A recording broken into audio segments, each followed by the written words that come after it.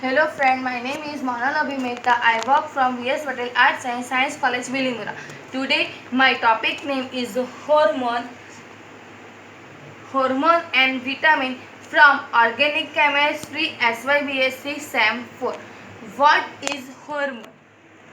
પ્રાણીઓની વિવિધ ગ્રંથિઓ જેવી કે પિટ્યુટરી ગ્રંથિ, એડ્રીનાલિન ગ્રંથિ, પેન્ક્રિયાસ ગ્રંથિ, થાઇરોઇડ ગ્રંથિમાંથી સ્ત્રવતા સ્ત્રાવને હોર્મોન તરીકે ઓળખવામાં આવે.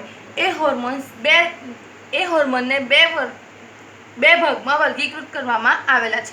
એક છે સ્ટીરોઇડ અને બીજું છે નોન સ્ટીરોઇડ. હવે સ્ટીરોઇડને ફરીથી પાછા બે ભાગમાં વર્ગીકૃત કરવામાં આવેલા છે.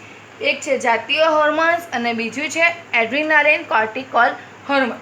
જાતીય હોર્મોન્સને ફરીથી ત્રણ ભાગમાં વિભાજિત કરવામાં આવ્યું છે અથવા વર્ગીકૃત કરવામાં આવ્યું છે. પહેલું છે સ્ત્રી હોર્મોન્સ, તેને ઓસ્ટ્રોજન તરીકે ઓળખવામાં આવે. બીજું છે પુરુષ હોર્મોન, તેને એન્ડોજન્સ તરીકે ઓળખવામાં આવે. અને છેલ્લું ત્રીજું કોર્પસ લ્યુટેનિયમ હોર્મોન્સ. આ વાત થઈ સ્ટીરોઇડની. હવે આપણે વાત કરીએ નોન સ્ટીરોઇડ. નોન સ્ટીરોઇડને ત્રણ ભાગમાં વર્ગીકૃત કરવામાં આવ્યા છે. પહેલું છે એડ્રીનાલિન, બીજું છે નોન એડ્રીનાલિન અને ત્રીજું છે થાઇરોક્સિન હોર્મોન્સ. હવે આપણે આ બધા હોર્મોનમાંથી એડ્રીનાલિન હોર્મોનનું બંધારણ અને એની સંશ્લેષણ જોઈએ.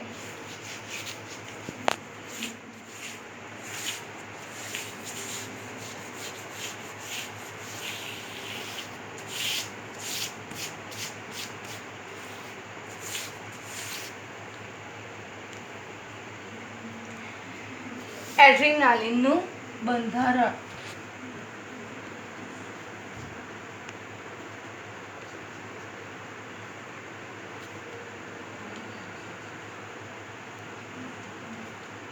તો એડ્રીનાલિનનું અણુસૂત્ર શું છે? C9H13O3N. એટલે આપણે એડ્રીનાલિનનું બંધારણીય સૂત્ર છે C9H13O3 અને N. હવે એડ્રીનાલિનની સોડિયમ કાર્બોનેટ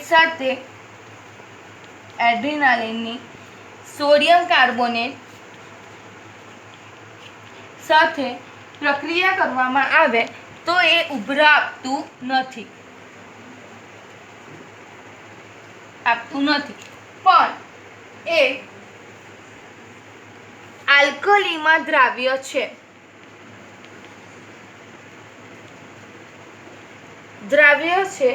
અને આલ્કલીમાં દ્રાવ્ય છે એટલે એનો મિનિંગ શું થયો? એડ્રીનાલિન જે છે તેની સોડિયમ કાર્બોનેટ સાથે પ્રક્રિયા કરવામાં આવે તો એ ઉભરા તો નહીં આપે પણ એ આલ્કલીમાં દ્રાવ્ય છે. એટલે એની અંદર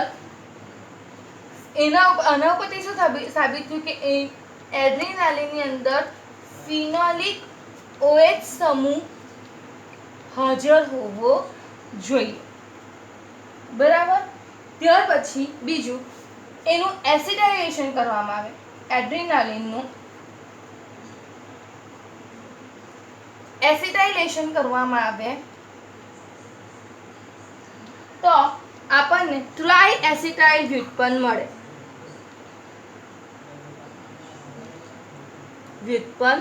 મળે.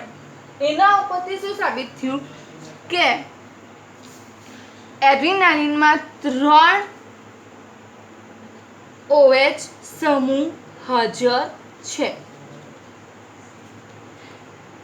જો આપણને ખબર કે જો કોઈ પણ અજ્ઞાત પદાર્થની અંદર એસિડનું એસિટાઇલેશન કરવામાં આવે તો આપણને એના એસિટાઇલ વ્યુત્પન્ન મળે. એના ઉપરથી આપણે શું સાબિત કરી શકીએ કે એની અંદર OH સમૂહ આવેલો હોવો જોઈએ. તો અહીંયા એડ્રીનાલિન છે, એ એડ્રીનાલિનનું એસિટાઇલેશન કરવામાં આવ્યું તો આપણને કેટલા એસિટાઇલ વ્યુત્પન્ન મળ્યા? તો ટ્રાય એસિટાઇલ વ્યુત્પન્ન. એના ઉપરથી શું સાબિત થયું કે એડ્રીનાલિનની અંદર 3 OH સમૂહ હાજર છે. ત્યારબાદ ત્રીજું એડ્રીનાલિનની FeCl3 ફેરિક ક્લોરાઇડ સાથે જો એની પ્રક્રિયા કરવામાં આવે તો એ લીલો રંગ આપે. આ લીલો રંગ આપે એ પણ એવું સાબિત કરે કે એની અંદર એક કેટોચલ સમૂહ હાજર છે। હવે સવાલ એ થાય કે કેટોચલ એટલે શું? તો આપણા જે આ 3 OH સમૂહ છે એ 3 OH સમૂહમાંના 2 સમૂહ એકબીજાના ઓર્થો સ્થાન પર હોવા જોઈએ। ઓર્થો સ્થાન પર એટલે કે એકબીજાની નજીક હોવા જોઈએ, બરાબર। હવે આપણે સાબિત કરવાનું છે કે આ કેટોચલ સમૂહ જે આપણા એડ્રીનાલિનમાં હાજર છે એ કઈ જગ્યાએ આવેલો છે તે આપણે હવે જોવાનું છે। તો હવે જોઈએ કેટોચલ સમૂહની ઉપસ્થિતિ અને એનું સ્થાન, બરાબર। તો એડ્રીનાલિન એટલે C9H13O3 ની ફરીથી KOH સાથે પ્રક્રિયા કરવામાં આવે, KOH એટલે પોટેશિયમ હાઇડ્રોક્સાઇડ સાથે પ્રક્રિયા કરવામાં આવે તો આપણને પ્રોડક્ટ તરીકે પ્રોટોકેચુઇક એસિડ મળે।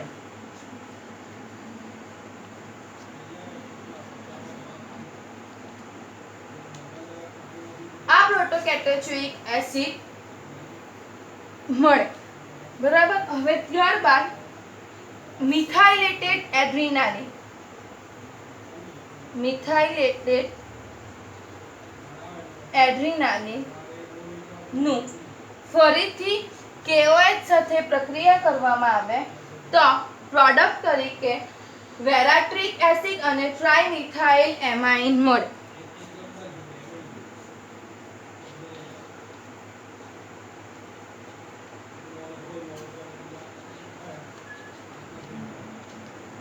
વેરાટ્રિક એસિડ અને ટ્રાઇમિથાઇલ એમાઇન મળે।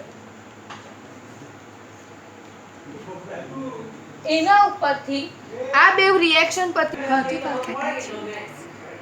એના ઉપરથી એવું સાબિત થયું કે એડ્રીનાલિનની અંદર કેટોચલ સમૂહ હાજર છે। હવે આપણે આગળ જોઈએ કે એડ્રીનાલિન સમૂહની અંદર ઉપશૃંખલા હાજર છે કે નહીં।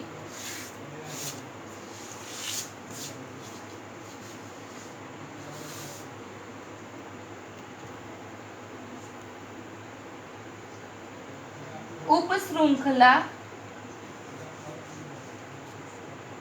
તો પહેલું એડ્રીનાલિનને કોસ્ટિક પોટાશ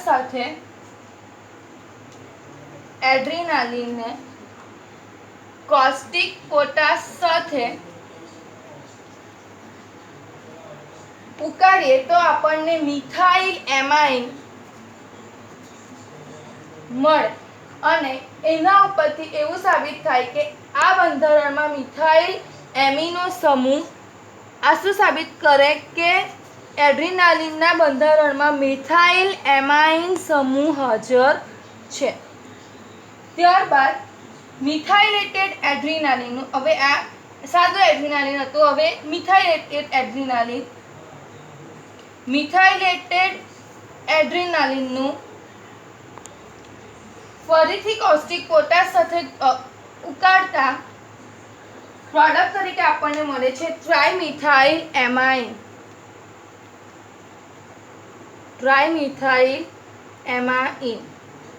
એના ઉપરથી એવું સાબિત થાય કે એડ્રીનાલિનના બંધારણમાં મિથાઇલ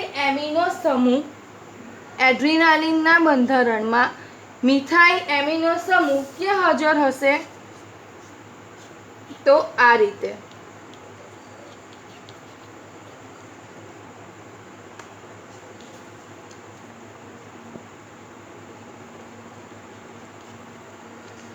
બરાબર। હવે તે પ્રકાશ ક્રિયાશીલ છે એટલે પ્રકાશ ક્રિયાશીલ હોય એટલે એની અંદર ઓછામાં ઓછો એક કાર્બન કેવો હોવો જોઈએ? અસમ કાર્બન પરમાણુ। ત્યાર પછી એનું બંધારણીય સૂત્ર શું સૂચવે કે તેની અંદર 3 ઓક્સિજન પરમાણુ આવેલા છે। એમાંના 2 આપણે સાબિત કરી ચૂક્યા કે એક કયો સમૂહ આવેલો છે? ફિનોલિક સમૂહ આવેલો છે, એટલે ત્રીજો ઓક્સિજન પરમાણુ ઉપશૃંખલામાં હોવો જોઈએ. એટલે ઉપશૃંખલામાં એટલે કેવો કયો આલ્કોહોલિક હશે તો દ્વિતીયક આલ્કોહોલિક હોવો જોઈએ. હવે એડ્રીનાલિનનું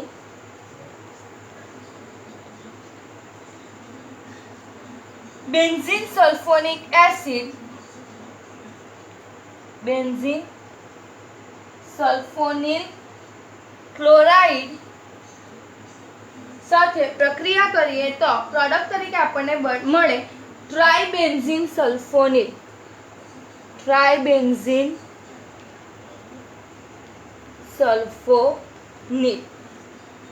અને એનું ઓક્સિડેશન કરીએ તો પ્રોડક્ટ તરીકે મળે છે કીટોન. આ કીટોન એવું સૂચવે છે, આ કીટોન જે આપણને પ્રોડક્ટ તરીકે મળ્યો એ કીટોન એવું સૂચવે છે કે એડ્રીનાલિનની જે સાઇડ ચેન છે તેની અંદર દ્વિતીયક આલ્કોહોલિક સમૂહ હાજર હોવો જોઈએ. હવે આ બધા મુદ્દા પરથી આપણે એડ્રીનાલિનનું બંધારણ કેવું છે તે આપણે જોઈએ. આપણને બધી સાઇડ બધી રિએક્શન પરથી આપણને બે સ્ટ્રક્ચર મળ્યા એડ્રીનાલિનના.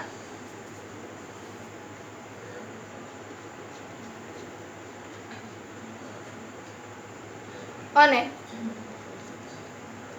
બીજું છે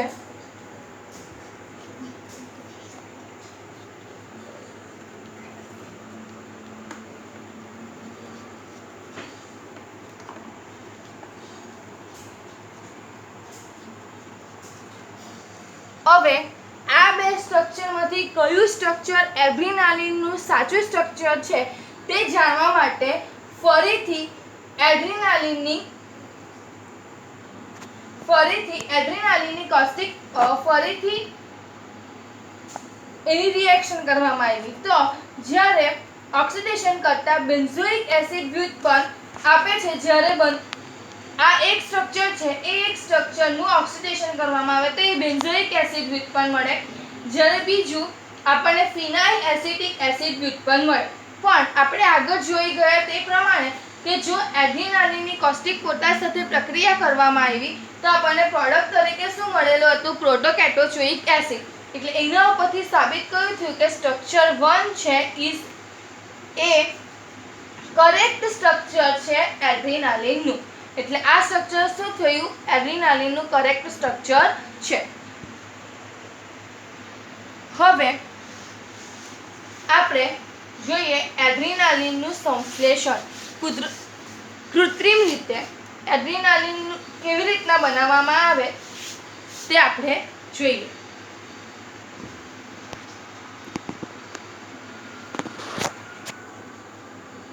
એડ્રીનાલિનનું સંશ્લેષણ. પહેલા કેટેચોન લેવાનું,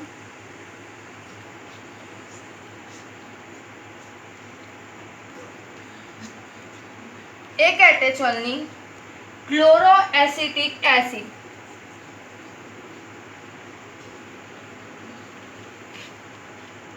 POCl3 ઉદ્દીપકની હાજરીમાં પ્રક્રિયા કરીએ તો પ્રોડક્ટ તરીકે આપણને W-ક્લોરો 3,4 ડાયહાઇડ્રોક્સી એસિટોફિનોન મળે.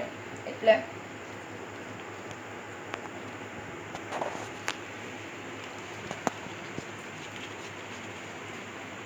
આજે આપણને એસિટોફિનોન ડેરિવેટિવ મળી એનું ફરીથી HCl એની અંદરથી દૂર કરવામાં આવે અને એની CH3NH2 સાથે પ્રક્રિયા કરવામાં આવે તો આ HCl દૂર થશે અને પ્રોડક્ટ તરીકે આપણને આ એક ઇન્ટરમીડિયેટ મળશે.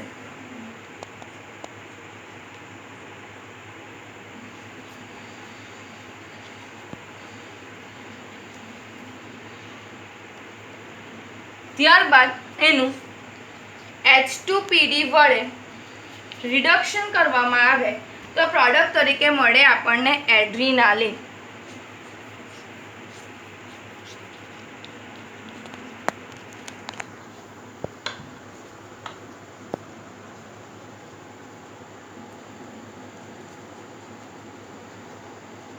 તો ફ્રેન્ડ્સ, આપણે આજે જોયું એડ્રીનાલિનનું બંધારણ અને એડ્રીનાલિનનું સંશ્લેષણ. Thank you.